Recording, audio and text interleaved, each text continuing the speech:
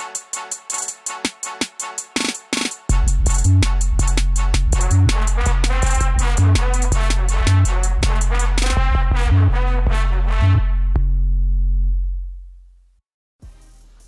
thank you for tuning in to Dynamic Art LLC. I'm your host, Daniel Butler, and today's episode is dedicated to creating illustrations with your digital artwork in print. We're going to take your artwork from concept to finished product. Stay tuned. Hello, welcome back, and we're going to get started with how to make prints with our digital illustrations. And I'm starting off and I'm showing you the finished product. This is the finished artwork here for this particular print, and it is a sports related print, but I'm very excited to kind of get into this. And as you know I normally do, I do these ahead of time. That way I have a chance to correct any flaws that I don't like, and we just basically go in and we'll reverse engineer what we have. Now, getting started, this is an 18 by 24, and the theme of this was kind of like a sports theme, but we wanted it to be like a treasure map because of the success of this particular individual in his location. And so we have the map-like gritty paper look behind it, mixed with of course the athletes awards and the athlete themselves. So getting into the breakdown of this, the first thing I want to show you is when you're doing your digital artwork, the layout and structure as it would go if you were drawing this. And I'm going to go to the face first, and we'll just zoom in here, and that's the wrong way. Alright, and we're going to reverse engineer this. I'm going to start taking everything out, so bear with me 2 seconds as we take all of the things that created this particular design out of it, and then we will walk it back in as we explain it.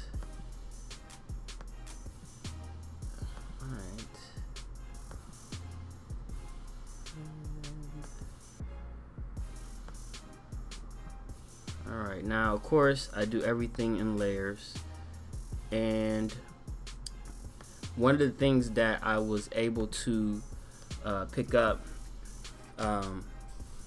from another YouTuber was Jazza's custom brushes, and one of the brushes that really worked out well for me was the construction brush that he uses.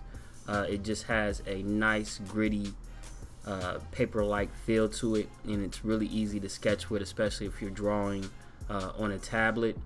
It just gave a nice little feel. So I start out with my construction brush from Jazza, and this is our beginning part, and as you can see, we're just doing our basic layout of the face, and I don't do beginner classes at the moment in drawing, so I'm showing you the structure, and I'm not going too deep into how you set up to draw a face. I feel like there's enough tutorials out there on that particular matter, but I just kind of wanted to go through the structure of it. So as I lay out the structure for this face, the first construction part of it was just getting the layout, and then I go in and I start adding what I believe to be the correct details in the portrait that I'm trying to portray. I did realize that in this there were a couple adjustments off when it came to the eye, and I made that correction as I got farther into it. So we'll go up here, and this is my hard lines. So what I do after I draw my sketch, I go in and I hard line it, and some people might feel like this is an unnecessary step, but for me, I had to be able to sketch that item first and then start to make corrections when I do the hard lines. Now the hard lines of course are not going to stay in this, and the next step that I go to is when I start adding the detail, and we're gonna start it off with, usually it's gonna be solids, and I don't do any shadow first, and so I pick a underneath skin tone, which is usually going to be some type of cream or peach color, and this is where we start. Okay, from there I'm going to take my color palette, and you can see my color palette here, and this color palette really only pertains to the skin.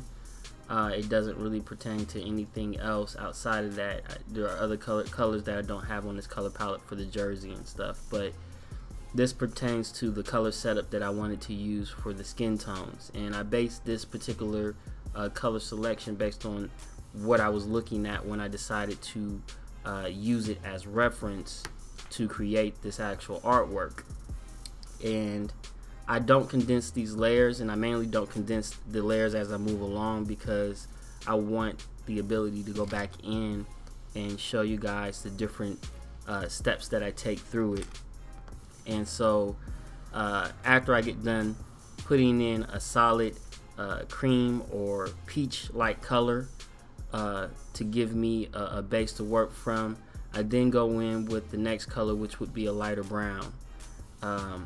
And I start putting in my detail underneath the hard lines, and that's important because it's, as you're building your mold, you want to know where your structure is still at. You don't want to lose the ability to have the chance to see that, okay, this is where I need the shadow to be a little deeper, or this is where the highlight should be. And so as I move along here, you're going to see me start to implement the shades and tones, and I do it one color at a time. So the next color we add in here, and we'll go in, is going to be a slightly browner color. And as you can see here, I did adjust the eyes when I did the next part of this layout, and that's why these eyes look a little like they're a little off. But I realized in the beginning that I was having some issues with how those eyes were turning out, and so I did make an adjustment on those.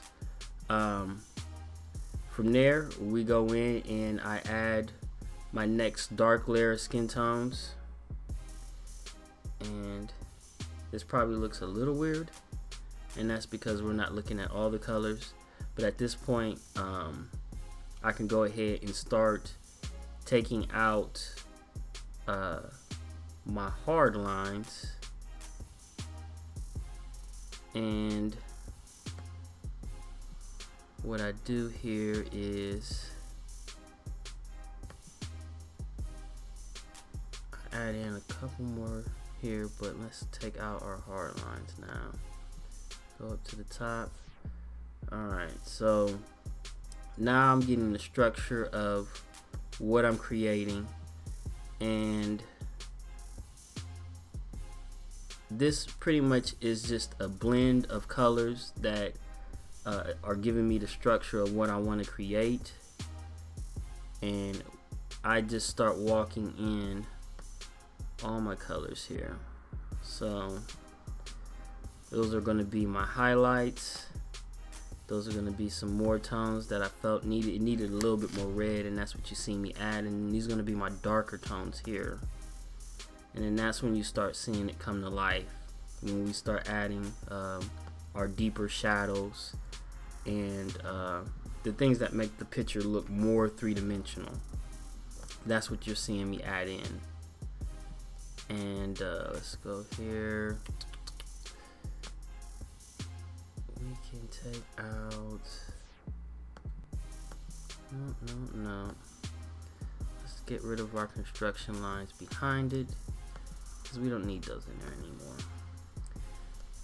And that gives you an overview of how I set up the original picture for doing the actual portrait. And we'll add in, that's our shoulder, and then our jersey here.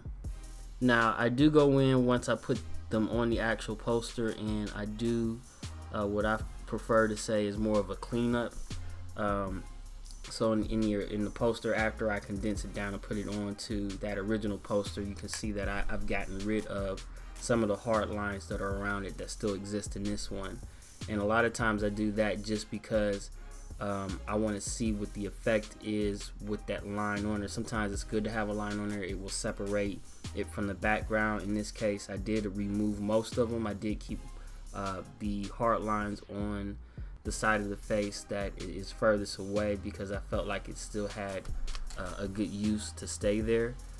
And then I just transferred this over to our poster here, and as you can see, that is what that finished product look like. So let's go on and let's look at our LeBron that is dunking. And in this one, I pretty much use the same method.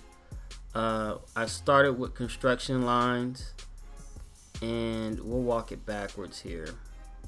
Because I'm using white for this particular jersey, it was important that I had a darker background. So my background for this one is gray, and that was extremely important because it would have been hard to do anything else when it came to drawing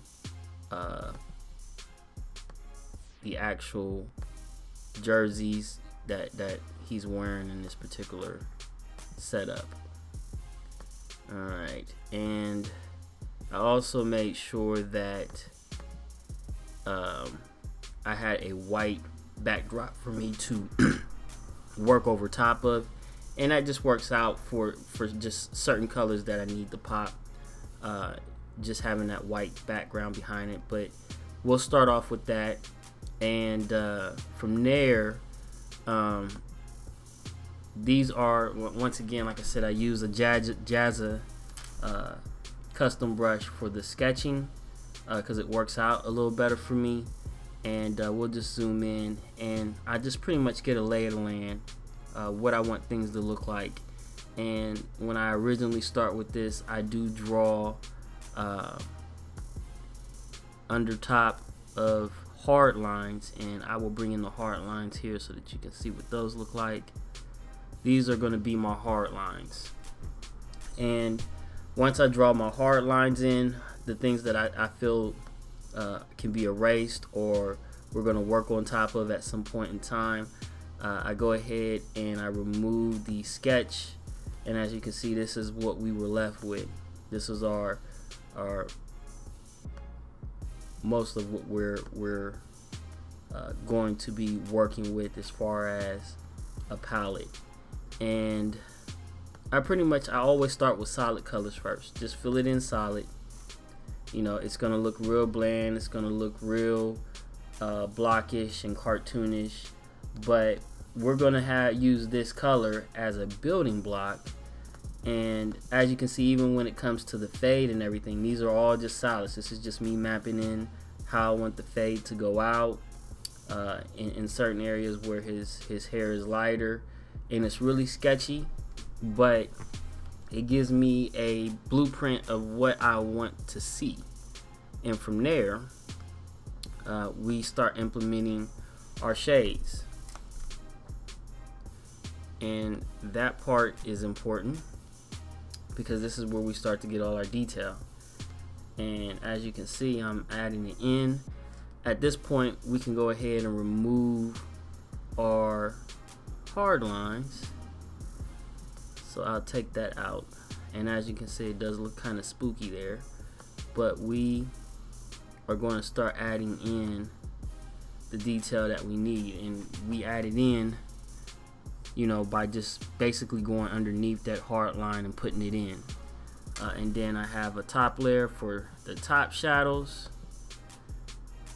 and we zoom out here, we're looking at what's almost our finished piece.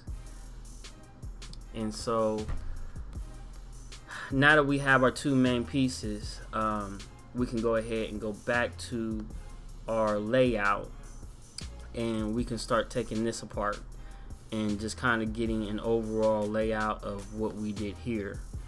And what I will do is we're going to turn these layers off, and we're going to just kind of deconstruct what we got going on this part of the game. And there we go. All right, and so this is what we pretty much started with when it came to the background of what we wanted to do. This is on the 18 by 24 canvas inside of Photoshop CS6, if I didn't already say that.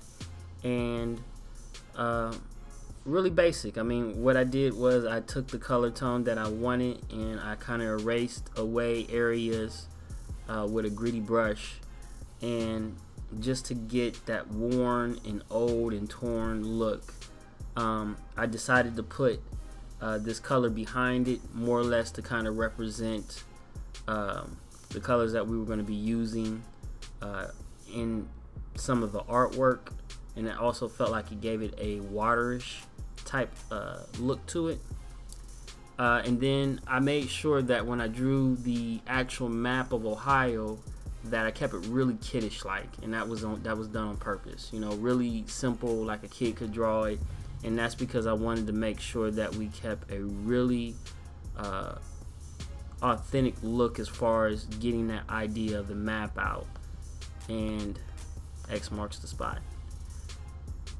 So let's take out our background here, and we take out our state, and this is our gritty backdrop for our map, added by the water and then added by our state. So when you're doing these particular things, it's always good to kind of plan out what you want to see. I will go a little bit more in depth into the trophies, because these were also done in multiple different programs as well, and how I laid those out. That can be an important aspect of what you might want to learn too, but I want to do that in a separate tutorial, because painting things that need to reflect or metal, I think they deserve their own tutorial, and especially when you're using it in this aspect. So this is what we would call fan art typically, but you know, if you're selling in the industry, this is always an easy sell to create something that somebody idolizes, whether it be an actor, a rapper, a singer, or an athlete. Can do good business for you, especially if you can come up with a creative theme and have some originality to whatever art that you decide to put out there. So we can go ahead and conclude this part of it. The next part that we're going to go into is our setup, and one of the things that I also want to point out here is I set this up for CMYK because this is going to be printed, and I wanted to make sure that things match as close to those colors as possible. So we're going to move over and we're going to go into the next stage of this, which is printing. We're going to go ahead and load solvent glossy paper. We get this from Roland. It's 20-inch wide, and we print this particular print, like I said before, as an 18 by 24. And you know, it's just a good standard paper for making prints and posters, and it holds up very well. 8 mil is the weight on this.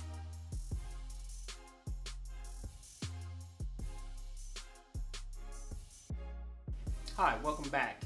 Now, as you can see, we've been able to complete our print, and I think it has pretty good quality. And there's a couple things that I wanted to talk about.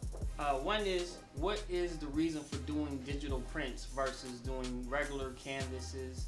And the main reason why digital prints and digital illustration works out so well is because you're able to produce a large amount, versus if you're doing a canvas, it's a one-on-one thing, there's time involved, and if you need to remake anything, you're going to waste a lot of time. Whereas in digital artwork, you're able to revise and recreate whatever you decide to make. and usually you can do it within a matter of minutes. When it comes to selling your work, some may debate and say, well, I can sell a canvas for a lot more versus these prints, they devalue the artwork.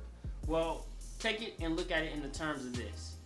If you sell 1 million prints for $1 and you end up with $1 million, that's going to outweigh the average price you're going to get for a canvas, especially if you're not a well-known artist. And so when you look at it from that aspect, quantity outweighs the cost or the value of whatever canvas you're going to do. Now, don't get me wrong. I do canvas paintings, and I also do digital illustration work, and I also do drawings. I say cover every aspect. For those who want it on the canvas, they get it on the canvas. For those who don't mind digital artwork, I'll give them digital artwork. The plus side to doing digital artwork is that the cost is low. I can sell this at a cheaper price to a lot more people than I can sell on the canvas to one person at a very high price. I'm going to have more people for this than I'm going to have for anything else that I decide to do in the game. And for that particular reason, this is always going to serve as a high volume need. And the other aspect is, as you've seen when I was in the actual tutorial showing you how I put this together, I can take any one of these pieces and create a whole new piece of artwork. I can put it with other pieces, I can take different things out, I can rearrange it, and so one print can become literally 5 to 10. And I am expanding how much I can do with this one piece of artwork by being able to have the versatility of being able to rearrange different things. And for that reason alone, digital artwork serves a good purpose in the field of print production and being able to do a high volume. Now, the other factor that I like when it comes to these prints is the ability to take the stress off of accuracy. And when I say accuracy, I don't mean you're going to throw out some bad work. I mean in the aspect of I don't stress as much about something that's wrong when it comes to digital work because I know I can fix it. Whereas if I'm painting it, I've got to start all the way over. If there's a mistake that occurs somewhere in the process of doing it, it's a done deal. And I've wasted so much time. And so the stress of being accurate becomes a little bit more strenuous when you're doing things on canvas. And like I said, don't get me wrong, I love painting on canvas. But I like doing this a lot more just because of the fact that it takes a lot of stress off of the things that I'm concerned about. And I'm able to sell it. It's easier to sell a $10 item than it is something that's worth several hundred.